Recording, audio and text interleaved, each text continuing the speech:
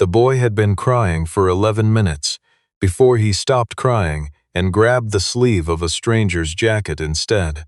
He was maybe 7, small for his age, standing at the edge of the terminal seating area at gate C14, with the particular stillness of a child who has exhausted the first layer of panic and arrived at something quieter underneath it.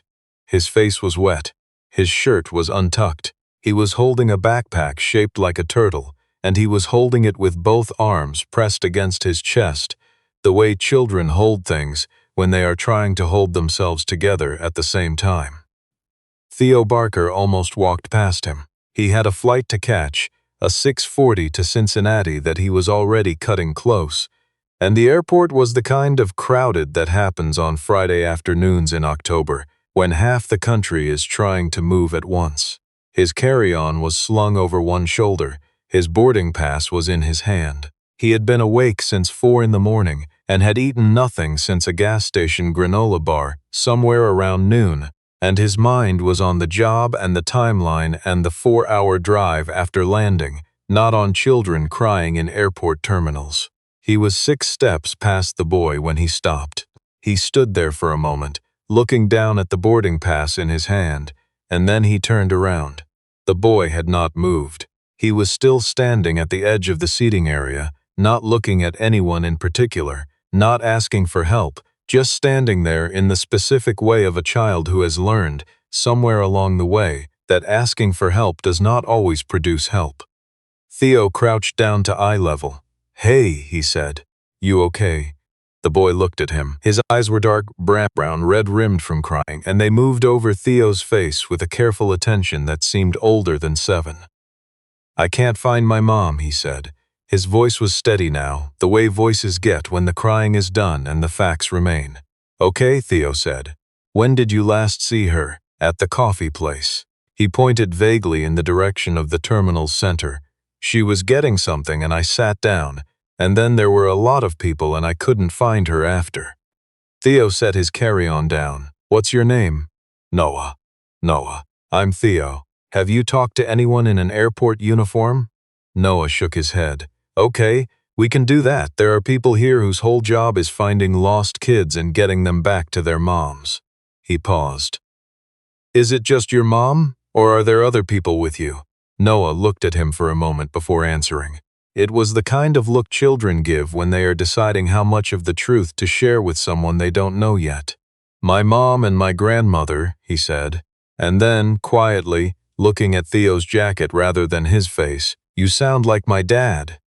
Theo went still. He didn't say anything. He stayed crouched at eye level and waited, the way he had learned to wait with his daughter when she was working towards something and needed the silence to get there. "He's gone," Noah said. "My dad." Still looking at the jacket. "But you sound like him. The way you said okay." He glanced up briefly. He always said okay like that, like it actually meant okay. Theo did not have an answer for that. He was not sure an answer was what the boy needed. "Let's get you back to your mom," he said. He did not catch his flight. Theo Barker was the kind of man who did not appear in rooms so much as simply become part of them. At 41, he carried himself with the compressed efficiency of someone who had learned to take up exactly the space required, and no more, a habit built not from timidity, but from years of learning that restraint, applied correctly, was a form of precision. He worked in industrial systems maintenance, turbines and hydraulics and pressure regulation units. The kind of work that most people understood only as something that happened invisibly between the moments when things ran and the moments when they stopped running. He was good at it in a way that went largely unrecognized, which suited him fine. Recognition had always struck him as a poor substitute for the thing itself. He had been 40 minutes late to his own wife's memorial service because the boiler at the church had failed that morning, and the building had been 38 degrees inside, and he had known where the access panel was, and he had fixed it before anyone else arrived. He had worn his good coat over his work clothes the whole time, and no one had ever known. That was the kind of man he was. He had been raising his daughter Phoebe alone for 3 years, since a blood clot that moved without warning on an unremarkable Tuesday in March had taken his wife, Dana, in the time it took him to drive from the shop to the hospital. Phoebe had been 4 at the time. She was 7 now, the same age, he thought, standing in the terminal with this stranger's child, as the boy who had grabbed his sleeve. He had not planned to still be in this airport an hour and 40 minutes after his original flight departed. But here he was. The gate agent had located Noah's mother within 12 minutes, which was efficient by any measure. During those 12 minutes, Theo had sat with Noah in a row of seats near the information desk, and Noah had talked with the unfiltered openness of a child who has been frightened and is now safe and needs to discharge what's left. He talked about his dad, whose name had been Aaron, who had died 14 months ago from something in his chest that the doctors couldn't fix. He talked about how his dad used to fix things around the house and how now things broke and stayed broken because his mom didn't know how, and neither did he. But he was going to learn. He said this with complete seriousness. He was going to learn when he was older. He talked about how his grandmother made soup that was too salty, but he ate it anyway because she looked sad when she thought no one was watching. Theo listened to all of it, without prompting, without steering, in the particular way of a man who had spent 3 years listening to a small person work through things and had come to understand that listening, actual listening, was one of the rarest things you could offer another human being. When Noah's mother appeared, she was moving through the terminal at a speed that made people step aside without quite knowing why. She was perhaps early 30s, dark-haired, dressed in travel clothes, with a single carry-on slung across her body, and her face held the particular expression that belongs to parents who have been frightened past the point of composure and haven't quite gotten back yet. She dropped to her knees in front of Noah and held him with both arms, and did not say anything for a long moment. Then she looked up at Theo. Her name, he would learn later, was Sylvia Crane, not a name he had encountered before, not a face he had seen before. But when she looked at him from the floor of gate C-14, still holding her son, something in her expression had the quality of a door that had been closed for a long time, encountering the specific shape of a key and not quite knowing what to do about it. "Thank you," she said. "He found me," Theo said. "I just stayed." She looked at him for a moment as though that answer required more processing than expected. He said, "You missed your flight. It's fine." "It's not fine. That's not a small thing. It's a reschedulable thing," Theo said, "which is different." Sylvia Crane stood up slowly, her hand still in Noah's, and looked at Theo with the expression of someone who is trying to categorize something that isn't cooperating with categorization. "Can I at least get you a coffee?" she said. "Or a meal. If you haven't eaten, the airport has a decent." "You don't owe me anything," Theo said. "I know I don't," she said. "That's not why I'm asking." Theo looked at Noah, who was looking up at both of them with the alert, comprehensive attention of a child who understands more than adults generally assume. "Okay," he said. They sat in a restaurant near the B concourse, the 3 of them. Noah with a grilled cheese he had requested, with the specificity of someone who knew exactly what he wanted. Sylvia with a coffee she held in both hands and didn't drink. Theo with a sandwich he ate half of before his appetite stalled and he stopped. Her mother had twisted her ankle in the crowd, Sylvia explained, which was why she'd been delayed getting back to where she'd left Noah. Her mother was now at the gate with their luggage and an ice pack from the airport first aid station. They were flying to her sister's in Portland. Family visit, nothing dramatic. She did not explain why the visit felt necessary, but Theo had been a parent long enough to recognize the particular texture of a trip that is less vacation and more survival strategy. "Noah said his father passed away," Theo said carefully. 14 months ago, Sylvia said. "Aaron, he had a cardiac event. He was 35. She said it with the flatness of someone who has said it many times and has not yet found a way to say it that makes it easier. "I'm sorry, thank you." She looked at her coffee. "It's been a year of firsts. First Thanksgiving. First birthday.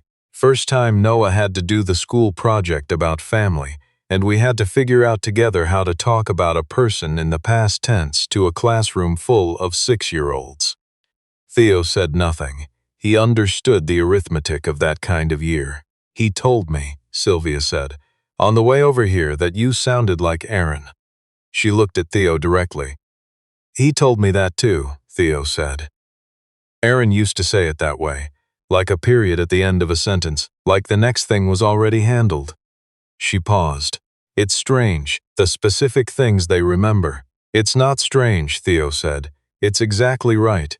The specific things are the real things. Sylvia looked at him for a moment. You've had some practice with this, she said. My wife died 3 years ago. My daughter is 7. He said it without performance. Just the facts, offered because they were relevant and because she had offered hers. Sylvia was quiet for a moment. What was her name? Dana. She nodded once, as though receiving something. Not filling the space with condolences he had long since stopped needing. Across the table, Noah finished the last quarter of his grilled cheese and looked at his mother. Can I get a cookie? After you drink some water, Sylvia said, without looking away from Theo. You didn't tell me his name, Noah said to Theo. Theo. Noah turned this over, visibly. That's a good name, he said finally, with the authority of someone who had given it genuine consideration. Thank you, Theo said. My dad's name was Aaron. That's a good name too. It is, Theo said. Very good name. Theo rebooked his flight for 7:30. There was a 20-minute window between when he needed to leave for his gate and the end of his current coffee, and he had decided not to think about the window. But something stayed in his mind after they parted at the concourse junction. Sylvia toward B gates, Theo toward C, Noah turning back once to wave with the serious, deliberate wave of a child performing an important function. It was not the conversation exactly. It was something Noah had said in the minutes before his mother arrived.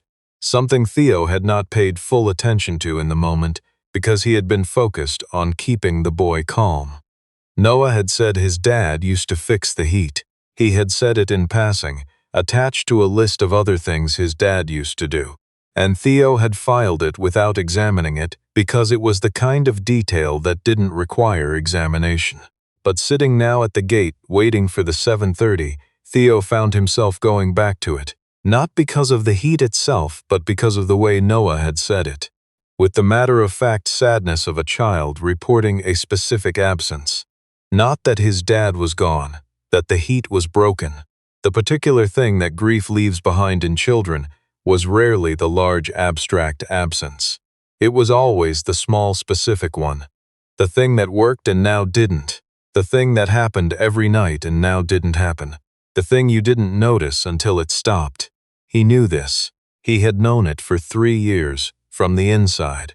From sitting on the bathroom floor at 11 at night, trying to figure out how to French braid his daughter's hair from a phone screen, because he had never learned and now there was no one to ask. From the specific wait of a Tuesday in March that arrived every year and was just a Tuesday to everyone else.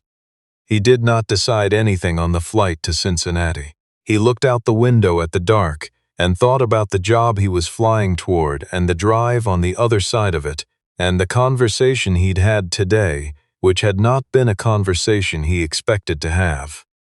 He had not thought about another person that way in 3 years. He was not sure he was ready to. He was not sure he was not. He picked up Phoebe from his neighbor's house at 7 the following evening, a Saturday, and she told him everything that had happened in the 42 hours he had been gone, with the exhaustive thoroughness of a child who has been storing up information for delivery. He listened to all of it. He made dinner, scrambled eggs because it was late, and eggs were what they both wanted. And he sat across from her at the kitchen table and thought, not for the first time, that this small person was the clearest evidence that he was doing something right, even on the days when right felt like a direction rather than a destination. He did not tell Phoebe about the boy in the airport or his mother. There was nothing to tell yet. And he was not a man who narrated things before they were finished. He thought about it again at night, sitting at the kitchen table after Phoebe was asleep. He had poured a glass of water and hadn't drunk it. The window above the sink showed him the neighbor's porch light and his own faint reflection, and he sat there for a while in the particular quiet that belongs to houses where the adults are alone and the children are asleep and the day has ended. He had not gotten her number. He had not asked. It had not felt like something he should do in the moment, in a restaurant with a grieving 7-year-old watching them and a flight to catch, and the fresh rawness of the whole afternoon still present between them. He had the airline, technically. He had the gate she had departed from. He had the city she was flying to. None of that was something he was going to use. He sat at the table for a long time. Then he went to bed. She found him, as it turned out, not intentionally, not through any of the paths that the reasonable mind would construct. What happened was smaller and more improbable and, in the way that improbable things sometimes are, exactly right. Phoebe's school held a fundraiser 3 weeks later, a Saturday event at the community center 2 miles from their house. The kind of organized chaos that produces more noise than money, but that Theo attended reliably, because Phoebe cared about it, and her caring was sufficient reason. He was managing a booth that involved a ring toss and a prize shelf of plastic toys when he looked up and saw Noah on the other side of the gymnasium. Noah saw him at the same moment. The boy's face did the thing faces do when they encounter the unexpected and find it good. He said something to the woman beside him. A woman Theo couldn't see clearly from this angle, and then he was crossing the gymnasium at the particular speed of a child who has somewhere specific to be. He stopped in front of the booth. "Theo," he said, like a confirmation. "Noah," Theo said, like an answer. Sylvia had come to Portland for her sister's daughter's birthday and had not gone home yet. Her sister, it emerged, lived 4 miles from Theo's house. This was not information that either of them knew how to respond to immediately, so for a moment they both stood next to a ring toss booth in a community center gymnasium and said nothing, and the saying nothing was not uncomfortable, which told Theo something about what the nothing meant. "Your daughter," Sylvia said, looking at the booth with its shelf of plastic toys. "She's here? Somewhere. She's got more energy than the event can contain." He paused. "Your mom's ankle? Healing. She's home. I extended the visit." She looked at him and then away. "Noah talked about the airport. He's talked about it several times. What does he say?" "He says you listened." She looked back. "He said most adults don't actually listen. He said you did." A pause. "He also said you sound like his dad. He keeps saying that." Theo said nothing. He had learned that some things needed to be let into the air without a response attached to them. "I don't know what to do with that," Sylvia said. "I want to be honest about that. I don't know if it's something I should encourage or redirect. He misses Aaron so much and I don't know when it helps and when it." She stopped. "I'm sorry. You don't need me to inventory this." "I don't mind the inventory," Theo said. She looked at him. "My daughter used to ask me why I didn't smell like her mom," he said. "For about a year after. She'd climb into my lap and sniff my shirt and then get this look on her face like she was doing math she couldn't finish." He paused. "I didn't know what to do with it either. I just stayed present for it. I think that's mostly what they need, someone to be present for it with them." Sylvia was quiet for a moment. "The heat in my apartment is broken," she said, and then, with the particular expression of someone who is not meant to say a thing and has said it anyway. "I don't know why I said that. Noah mentioned your husband fixed it," Theo said, "when it broke." She nodded slowly. "Every November, same issue. He knew exactly what to do." She looked at her hands. "I've had 3 different people look at it. Nobody can fix it for more than a week." Theo thought about this. "What's the unit?" he said. She blinked. "What?" "The heating unit. Do you know what brand it is? What kind of system?" She stared at him. "You're asking me about my furnace. You mentioned it." Something moved across her face. Not quite laughter, but the border territory adjacent to it. "I have no idea what brand it is. It's old. It's always cold in the living room, but the bedrooms are fine. Zone imbalance," Theo said. Probably a damper issue in the ductwork. Common in older apartments. She looked at him for a moment with the expression of a woman who has encountered something she did not expect and is not yet sure what to do with the encounter. My sister's apartment has the same problem, she said. Probably the same system. A lot of these buildings were built in the same era. Could you? She stopped. Yes? He said. She looked at him. You were going to ask, he said, and the answer is yes. Sylvia Crane smiled for the first time since he had seen her. It was not a performed smile, not the social mechanism that people produce on request. It was the kind that happens slightly behind the face and shows up before the decision to show it. I haven't said anything yet, she said. I know, he said. Across the gymnasium, Phoebe materialized out of the crowd with the purposeful speed of a child who has located her father and has information. She arrived at the booth and looked at Sylvia, and then at Theo, with the comprehensive attention that 7-year-olds apply to situations they correctly identify as interesting. Who's this? She said. Sylvia, Theo said, and somewhere around here is her son Noah. He's 7. Phoebe processed this. I'm 7, I know. She looked at Sylvia. Is he nice? He's very nice, Sylvia said, with the specific seriousness that adults use when they understand that a child has asked an important question. Okay, Phoebe said, and turned and went back into the crowd, apparently satisfied.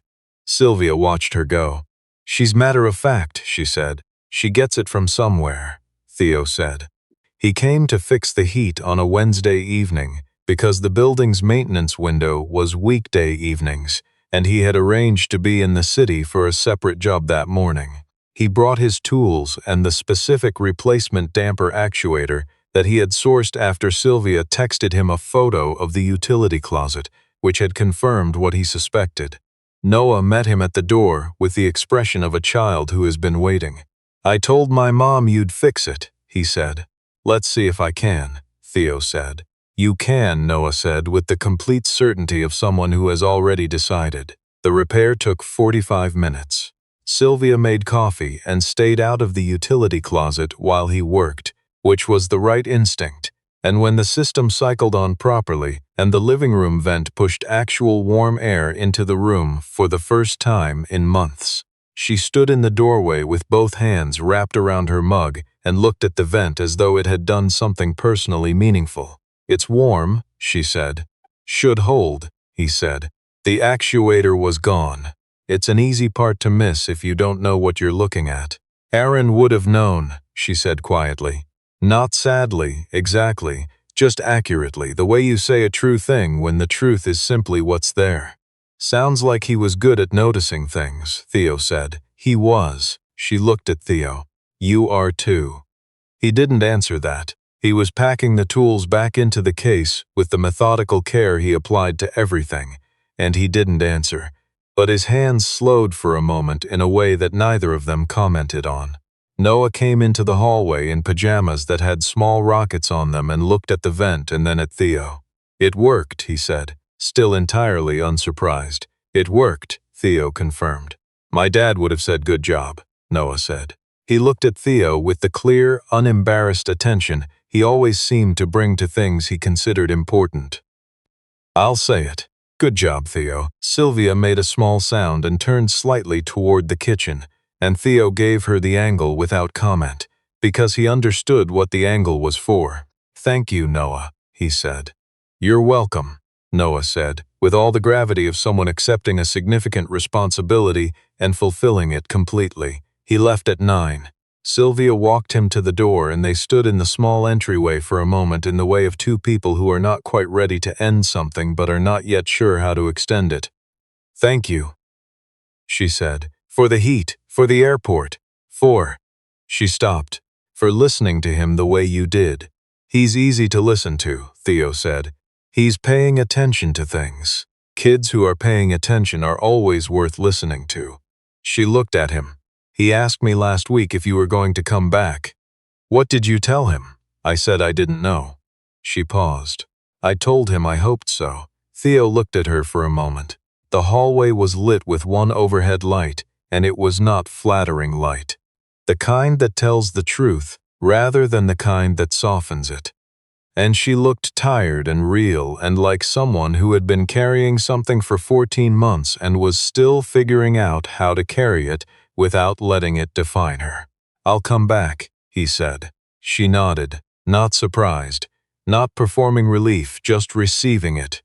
"Okay," he said, and she almost laughed at that, the particular way he said it, and she pressed her lips together instead and looked at the floor for a second before looking back up. "Good night, Theo," she said.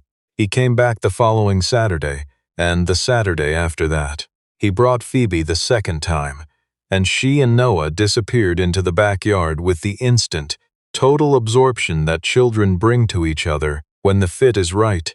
And Theo and Sylvia sat in the kitchen and talked in the way of two people who have more to say than they have yet found language for, which meant they talked about ordinary things instead, schedules and neighborhoods, and the particular difficulty of school project nights.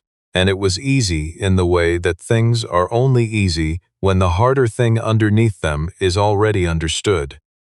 There was no announcement. There was no decision made in a specific moment that could later be pointed to. What happened instead was slower and less dramatic and more durable, the way things are when they are built rather than declared. Sylvia flew home to her apartment in the city in December, where the heat now worked, and she and Theo talked in the evenings in the way that people talk when the talking is the point and not just the vehicle for it.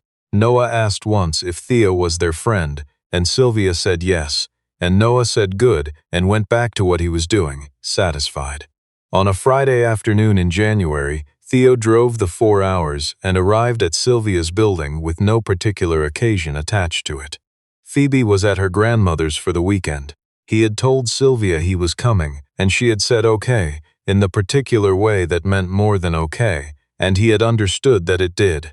Noah answered the door. He looked up at Theo with the same direct, comprehensive attention he had brought to every encounter since the airport, and then he stepped back to let him in. "I told my mom you'd come," he said. "I know you did," Theo said. "I'm usually right," Noah said, and went back to the living room, where something involving colored pencils and an ambitious amount of paper was apparently in progress. Sylvia appeared in the kitchen doorway. She was wearing an old sweater and her hair was not done, and the apartment was warm, actually warm now, and she looked at him with the expression of someone who has been holding a door open for a while and is glad the person finally walked through. "You found it okay?" she said. "No trouble," he said. They stood in the entryway for a moment. From the living room came the concentrated quiet of a child deeply engaged in something. The apartment held the specific warmth of a place where people actually live. Dishes in the drying rack, a jacket on the hook, a shoe slightly off to the side of where shoes belonged. "Are you hungry?" she said. "Getting there," he said. She turned back toward the kitchen and he followed, and behind them Noah's voice floated in from the living room, unhurried and certain. She made the good soup. Later, Sylvia would ask Noah what he had meant by that, and he would look at her with the patient expression he reserved for things he considered self-evident. "The soup is good when it's for people you keep," he said. She did not tell Theo that night. She turned it over for a few days, and then she told him, on the phone, in the quiet after Noah was in bed and the apartment was still, and Theo was quiet for a moment on his end of the line, in his own kitchen, in his own house with his own daughter asleep down the hall, and then he said, low and even, the way he always said it, "Okay," and this time she understood exactly what it meant.